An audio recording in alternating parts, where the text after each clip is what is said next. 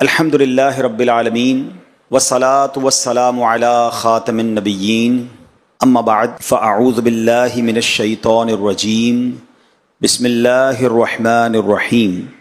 پڑھیے الصلاة والسلام علیک یا رسول اللہ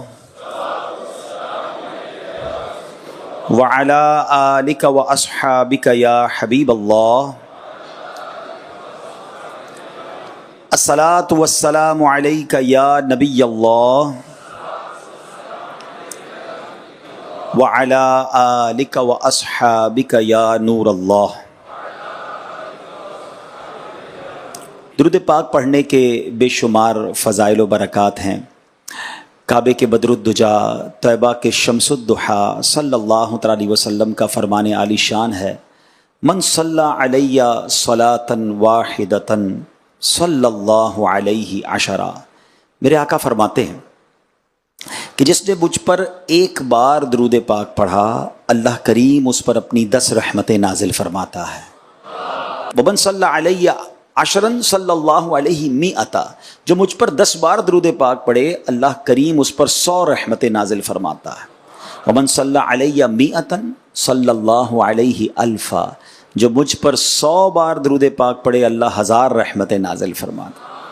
جو پروفیشنل انجینئرز بیٹھے ہیں، آپ کا بھی کیلکولیشن میں مائنڈ بہت چلتا ہے، بہت ساری چیزوں کو کیلکولیٹ کرتے ہیں. بزنس کمیونٹی کے لوگ تو کرتے ہی حساب کتاب ہیں. تو اب ذرا سوچیں، ایک درود پر 10 رحمتیں، 10 درود پر 100 رحمتیں، 100 درود پر 1000 رحمتیں. کیا شاندار فارمولہ ہے کہ میں اور آپ اگر چاہتے ہیں کہ صبح و شام مجھ پر رحمت الہی برستی رہے. اتنے ڈیفیکلٹ ٹائم سے ہم گزر رہے ہیں کہ آج حالات ایسے ہو گئے ہیں کہ لوگ گھر سے نکلتے ہیں تو یہ خیریت کی فکر ہوتی ہے کہ خیر سے واپس آئیں، ہم بھی خیر سے آئیں، پیچھے گھر والے بھی خیر سے رہیں. اب جب گھر آ جائیں تو پیچھے کاروبار خیر سے رہے. ٹریول پر جاتے ہیں تو اپنے کاروبار، اپنے گھر بار، اپنے سٹاک، تمام چیزوں کی فکر رہتی ہے کسی نہ کسی مائنڈ میں. تو اب ذرا سوچیں کہ اگر مجھ پر اللہ کی رحمتیں برستی رہیں، میرے کاروبار پر، میری فیملی پر، میری ذات پر، تو انشاءاللہ بہت ساری مصیبتیں جو آنے والی ہوں گی وہ بھی ٹل جائیں گی. تو this is the way to protect yourself. یہ شاندار طریقہ ہے کہ اپنے آپ کو، اپنی فیملی کو، اپنے کاروبار کو، اپنی تمام چیزوں کو اگر سیکیور کرنا ہے، سیف کرنا ہے، تو درود پاک پڑھتا رہوں، رحمتیں برستی رہیں. اور جس پر اللہ کی رحمت برسے گی اس پر مصیبت کیسے آئے گی؟ ٹھیک ہے نا.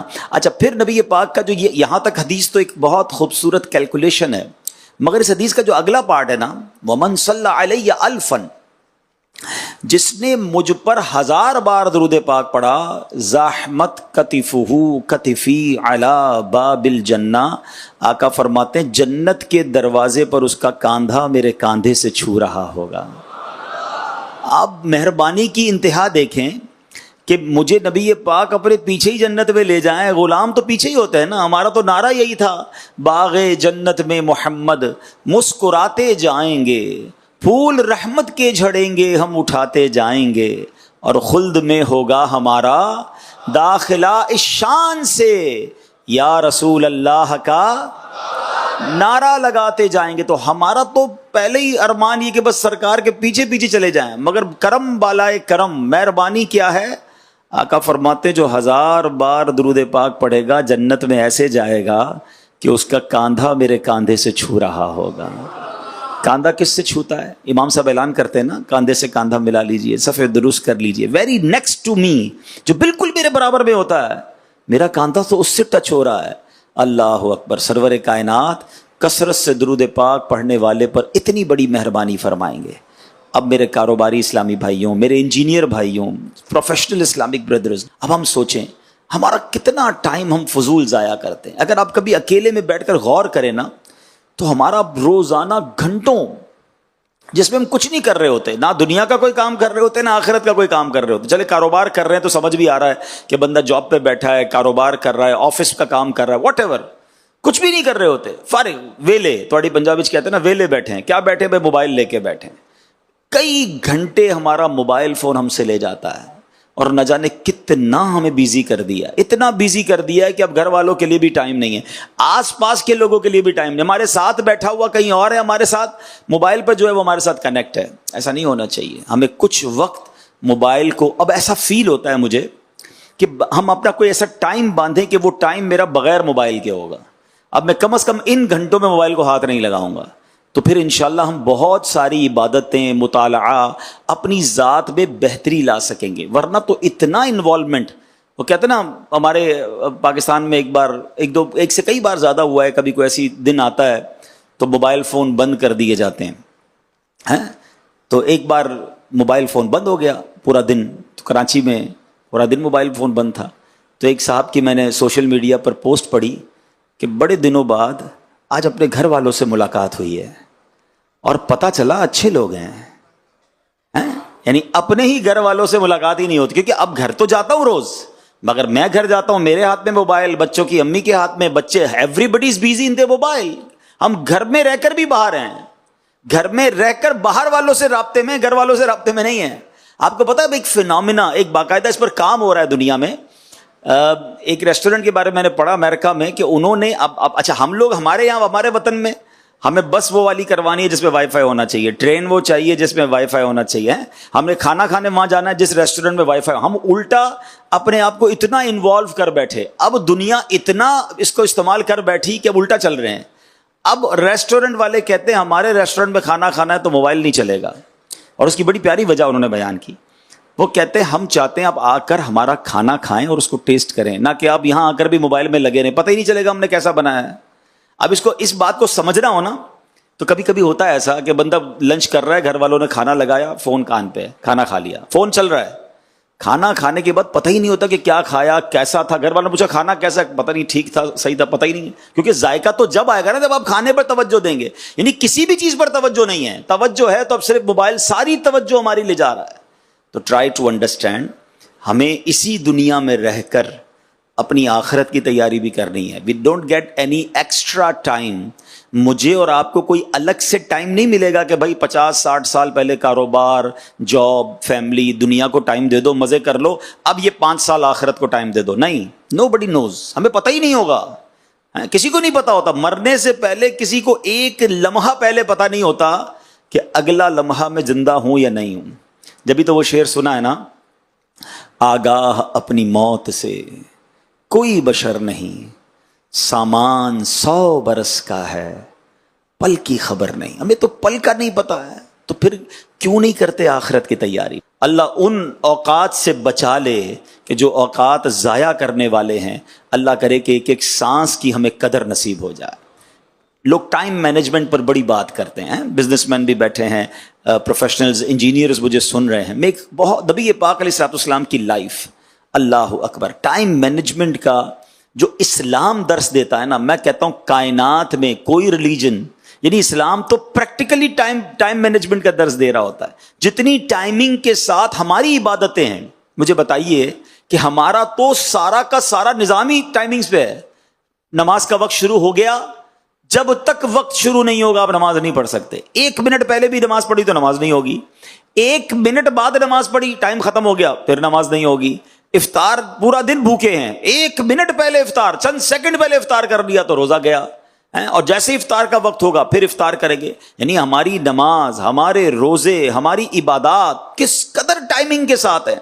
بڑی باتیں کرتے لوگ، میں نے بھی دنیا دیکھی ہے کہ جناب دنیا میں جائیں بڑا ٹائم ٹیبل ہے، لوگ بڑے وقت کے پابند ہیں، ٹرینیں، جہاز، ایوری تھنگ ٹائم پہ آتی ہے. میں دنیا کے بہت سارے ملکوں میں ٹرینوں میں، جہازوں میں، پانی کے جہازوں میں، سب میں سفر کر کے دیکھ لیا. یقیناً ٹائم کا بڑا وہاں پر نظام ہے، مگر کبھی کبھی ایسا ضرور ہوتا ہے کہ جب موسم خراب ہو، طوفان ہو، فاگ ہو، سنو فال ہو، تھوڑا بہت وہاں بھی ٹائم میں فلائٹ کینسل ہو جاتی ہے، لیٹ ہو جاتی، سب ہو سکتا ہے. آؤ میں بتاتا ہوں اسلام میں ٹائم کی کیسی پابندی ہے. آندھی آئے، طوفان آئے، پوری دنیا میں جب اذان کا وقت ہوتا ہے مؤذن اس وقت ٹائم پہ اذان دیتا ہے. آپ دنیا کی کسی مسجد میں چلے جائیں، 99.99% باہر بارش ہو رہی ہے، طوفان ہو رہا ہے، نماز جماعت کا جو وقت ہے امام صاحب ایگزیکٹلی اسی ٹائم پہ جماعت کو کھڑا کر دیتے ہیں. ارے اتنی بڑی تعداد میں ٹائم مینجمنٹ ہے. مسجدوں کی تعداد تو اٹھاؤ، جماعت کتنی ہوتی ہیں، اذانیں کتنی ہوتی، کروڑوں دنیا میں اگر جماعت ہو رہی ہیں، ہر جماعت ٹائم پہ ہو رہی ہے، ہر اذان ٹائم پہ ہو رہی ہے. اللہ اکبر. بلکہ لوگ کہتے ہیں ٹائم مینجمنٹ کے ساتھ ڈسپلن ہونا چاہیے. آؤ میں بتاتا ہوں اسلام ڈسپلن کیسا سکھاتا ہے. اسلام سکھاتا ضرور ہے, ہاں اگر ہم مسلمانوں کے اندر ڈسپلن نہ آ سکا تو اس کا بھی ریزن یہی ہے کہ ہم پریکٹسنگ اگر مسلمان بن جاتے, ہم 5 وقت کے نمازی بن جاتے. بڑی خوبصورت بات پچھلے دنوں نگران شورا سے ایک شخص بتا رہے تھے کہ ایک بندہ کہتا ہے میرا بہت زیادہ ٹائم جو ہے نا گڑبڑ ہے, میری لائف بڑی بکھری ہوئی ہے, میں اپنی چیزوں کو سیٹل ڈاؤن نہیں کر پاتا. جن کو یہ فیل ہوتا ہو کہ یار میری چیزیں سیدھی نہیں ہو رہی, میرے کام پورے نہیں ہو رہے, نگران شورا نے فرمایا ساری باتیں چھوڑو, 5 وقت با جماعت نماز پڑھنا شروع کر دو, تمہارا پورا دن سسٹم میں آ جائے گا. کیونکہ جب آپ سسٹم سے نماز پڑھنا شروع کر دیں گے نا, فجر کے وقت نماز کے لیے مسجد میں آئیں گے, ظہر کے وقت آئیں گے, ٹائم کے مطابق آئیں گے, آپ کی ہر کھانے میں, ہر کہتے ہیں باکس میں آپ کی چیز رہنا شروع ہو جائے گی, اور پوری چیزیں جو ہے سیدھی ہونا شروع ہو جائیں گی. وہ اس کو اس طرح سمجھیے گا کہ ایک چھوٹا بچہ تھا, اپنے والد کے پاس آیا, والد صاحب کو کہا ابو مجھے کچھ کام دیجیے. بچہ ہوتا ہے نا بعض اوقات کام نہیں کرنے دیتا, مجھے ابو کچھ بات کرنی ہے, کچھ کام کرنا ہے, یا آپ کے ساتھ کھیلنا ہے. ابو کچھ کام میں مصروف تھے, تو انہوں نے کیا کیا, دنیا کا ایک نقشہ لیا اور اس کے 5-6 ٹکڑے کیے نا پھاڑ کے, اور کہا بیٹا جاؤ اس کو جوڑ کے لے آؤ. انہوں نے کہا بیٹا آپ کم از کم گھنٹے 2 گھنٹے کے لیے گیا, میں اپنا کام نپٹا لوں گا. وہ 5-7 منٹ کے اندر جو ہے وہ دنیا کا نقشہ جوڑ کے لے آیا. کہا ابو اور کوئی کام بتائیں. بولا پہلے یہ بتاؤ کہ دنیا کا نقشہ اتنا جلدی, کیونکہ اس کے لیے تو پوری دنیا کا نقشہ معلوم ہونا چاہیے, یہ کیسے جوڑا؟ تو کہتا ابو میں نے دنیا کا نقشہ نہیں جوڑا, اسی پیپر کے پیچھے جو ہے نا ایک بندے کی تصویر بنی ہوئی تھی, آپ نے 5 ٹکڑے کر کے مجھے دیے, میں نے پیچھے دیکھا تو بندہ بنا ہوا تھا, میں نے بندے کے ناک آنکھیں کان جوڑے تو پیچھے بندہ بھی ٹھیک ہو گیا, پیچھے دنیا کا نقشہ بھی ٹھیک ہو گیا. تو اس سے سیکھنے کو کیا ملا کہ اگر ہم سارے ٹھیک ہو جائیں نا تو سارا نظام ٹھیک ہو جائے گا. مسئلہ یہ ہے کہ ہم بعض اوقات نظام پر بہت بات کرتے ہیں, ارے جناب مسلمانوں کے اندر ڈسپلن نہیں ہے, مسلمانوں کے ٹائم مینجمنٹ نہیں. ارے اسلام میں تو ہے نا, ہم فالو کریں اسلام کو, ہم اسلام کے اصولوں کو فالو کر لیں. ہم سے زیادہ ٹائم مینجمنٹ اور ڈسپلن کوئی نہیں سکھاتا. مجھے بتائیں نا, دنیا میں بہت سارے مذاہب ہیں, ہر مذہب ہر قوم کے الگ الگ ان کی عبادت, اور جناب بڑا ڈفرینشیٹ ہے لوگوں میں, مگر ہمارے یہاں کیا ہے, ایک ہی صف میں کھڑے ہو گئے محمود و ایاز, نہ کوئی بندہ رہا نہ کوئی بندہ نواز. کئی بار آپ کے آفیسز میں ہوا ہوگا کہ پیون ہوتا ہے, بظاہر وہ پیون ہے, یا بظاہر وہ بہت لو کیٹیگری کی جاب کرنے والا ہے, مگر وہ شریعت کا پابند ہے, اور جب نماز کا ٹائم ہوتا ہے تو باس صف میں کھڑا ہوتا ہے اور وہ اسلامی بھائی امام بن جاتا ہے.